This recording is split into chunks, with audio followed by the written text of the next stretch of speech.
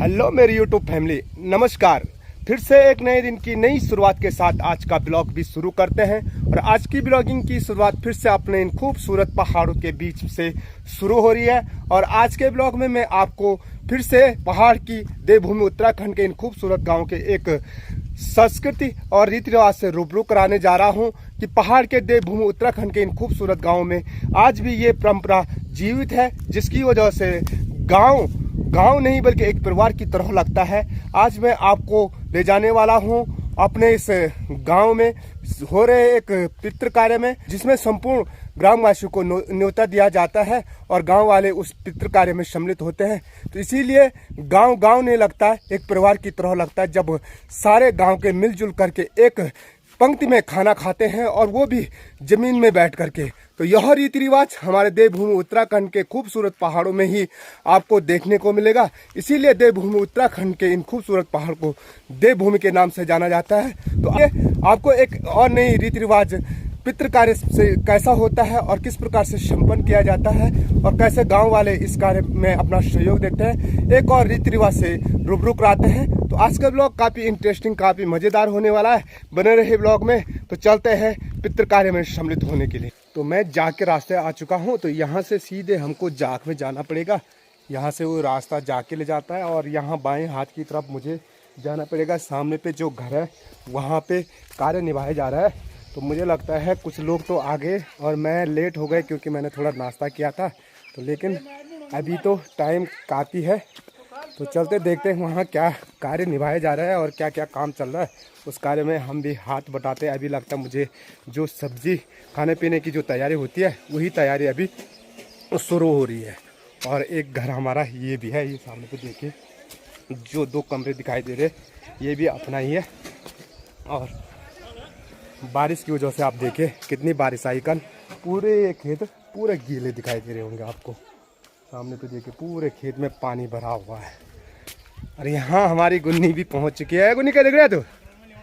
तो यहीं पे जाना था मुझे। तो ये है हमारी गुन्नी। दिख रहा है? है गुन्नी क्या दिख रहा है? क्या दिख रहा है? क्या दिख रहा है? क्या दिख रहा है? है क्या गुन्नू है? तो ये है हमारी गुन्नी। आंगन बाहर नीचे तो किले बाल रोटी खा ली है, कदा खाए। तो यहाँ पे लगाया जा रहा है चूल्हा। देखिए जो टेम्परेरी चूल्हा होता है खाना बनाने के लिए, तो किस प्रकार बनाया जाता है। ये देखिए यहाँ पे ईंट इकट्ठा कर रखी है और ताऊ जी लगा रहे हैं चूल्हा। तो यहाँ पे जो बेलचा है उससे जो मिट्टी होगी वो थोड़ा सा अलग की जाएगी, जिससे कि आग जलने में आसानी हो जाए। और वैसे भी ज़मीन काफ़ी गीली है, इसीलिए आसान हो रहा है मिट्टी निकालने में। तो हमारे ताऊ जी बता रहे किस प्रकार से चूल्हा लगाया जाता है। तो देखिए यहाँ पे काम शुरू हो चुका है और अभी यहाँ पे चल रहा है सब्जी का कार्य। तो सब्जी की तैयारी यहाँ पे शुरू हो रही है और सब्जी की कटिंग कर रहे हैं हमारे दोनों भ्राता जी। देखिए अभी लौकी को छिल रहे हैं और यहाँ पे आलू की कटिंग चल रही है। और यहाँ पे हो रखा है पानी रखा हुआ भात के लिए। और यहाँ पे ये 22 लीटर पे आप देख सकते हैं ये है दाल का प्रेशर। यहाँ पे दाल का प्रेशर रखा गया है।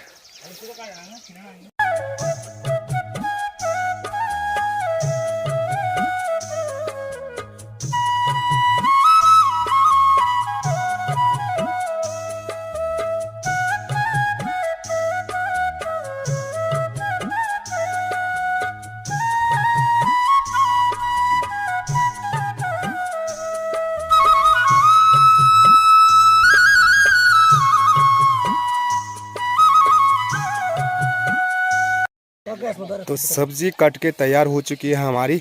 और इसके बाद सबसे पहले ही सब्जी की तैयारी चलती है हमारी। देखिए आलू और लौकी की सब्जी हो रही है तैयार। तो कार्य में जैसे काम करते हैं वैसे पहाड़ की जो एक सबसे बड़ी समस्या है चाय की।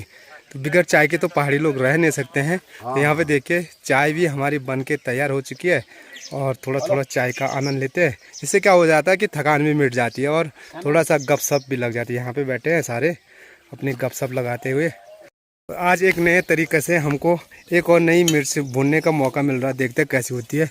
तो हरी मिर्च भुनी जा रही है। तो देखिए तो हरी मिर्च का स्वाद कैसा होता है। वो बाप रे,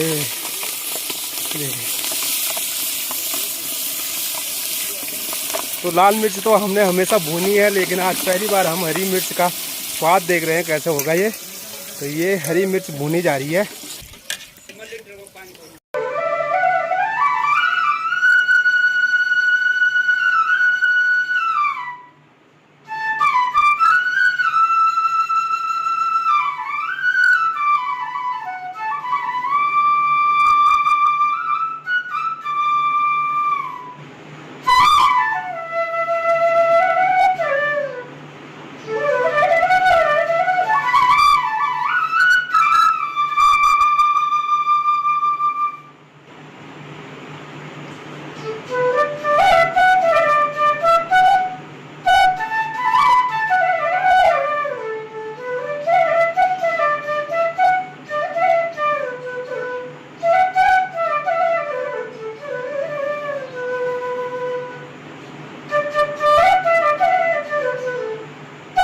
सब्जी और दाल तो हमारी बन चुकी है और मैं आज आपको पहाड़ का एक छोटा सा प्यारा सा फल बताता हूँ जिसे पोलम कहते हैं।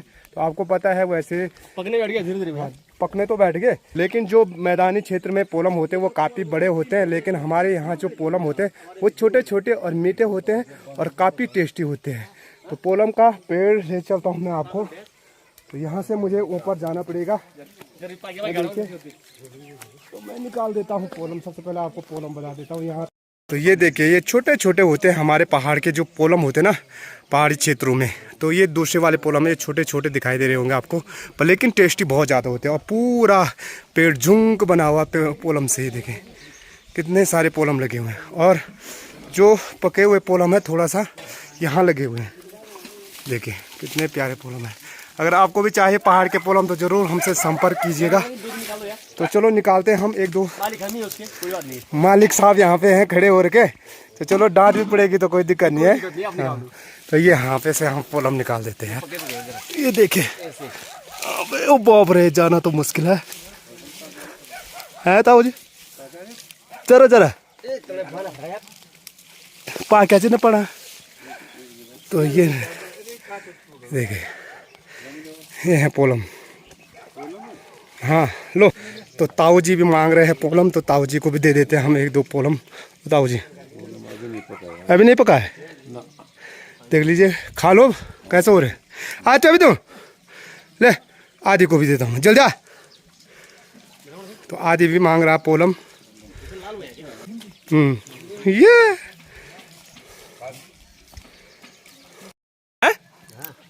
बिदर बहुत मीठा सी नहीं। देखिए मालिक वाह यार, बढ़िया वाला पहला है। इसका पेड़ मुझे भी देना है, ठीक है भाई। कम ना पोलम हो स्वाद बढ़िया हो ना। भाई जी भी आनंद ले रहे हैं पोलम का। मीठो हो ना, बेर विकेट हरिया दिखे ना, और अंदर से देखे कितने प्यारे हो रखे हैं।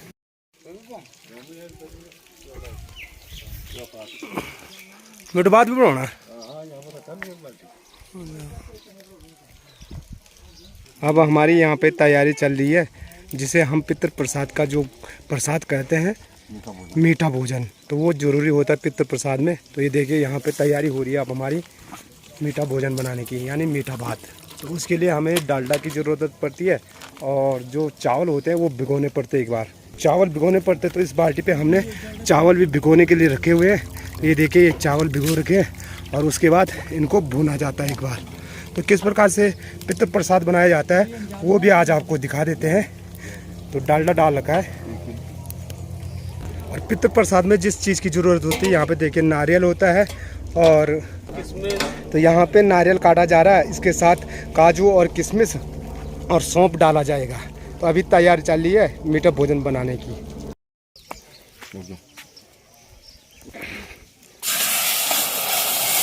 तो अब ये चावल डाला गया और इनको आराम से भूना जाता है एक बार। जब तक ये लाल नहीं हुए तब तक इसको भूनते रहेंगे हम। इस प्रकार से भूना जाता है इसको।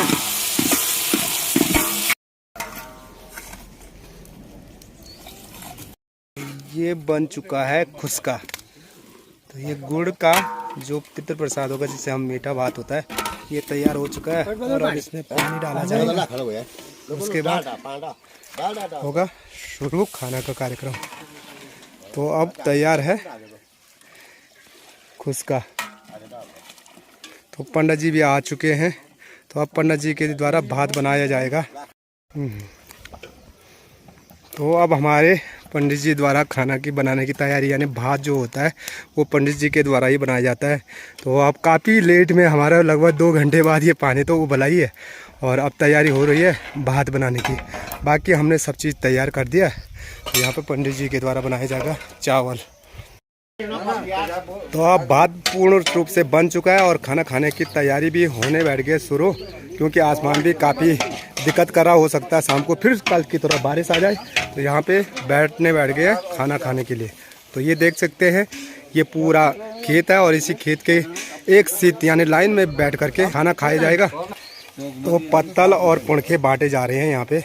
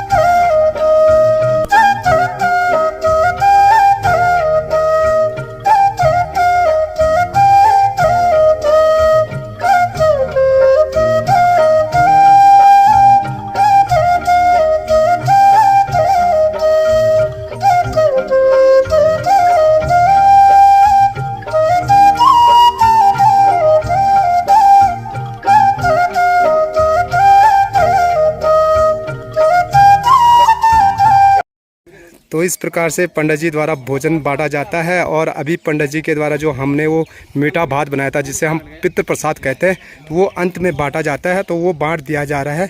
तो यही है हमारे देवभूमि उत्तराखंड के पहाड़ों के गांव का एक सबसे बढ़िया रीति रिवाज, जहां सारे गांव वाले मिलजुल करके पंक्तिबद्ध खाना खाते हैं। तो यह परंपरा अभी भी गाँव में ही आपको देखने को मिलेगा। तो सब ने भोजन ग्रहण कर लिया और अब इसके बाद जो कंडे है, उस कंडे में जो पत्तल होते हैं, जो उसको इकट्ठा करके रखा जाता है और उसके बाद उसको जलाया जाएगा।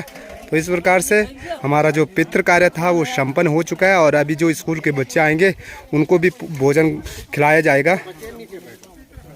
तो इस प्रकार से हमने भोजन ग्रहण कर दिया और हमारे भाई साहब ने देखिए तक जा रही है अभी भी हरी सब्जी पे है। हो गया भोजन? बिल्कुल हो गया। कैसा रहा भोजन? बहुत बढ़िया। तो भोजन ग्रहण करने के बाद हम चलते हैं घर की ओर।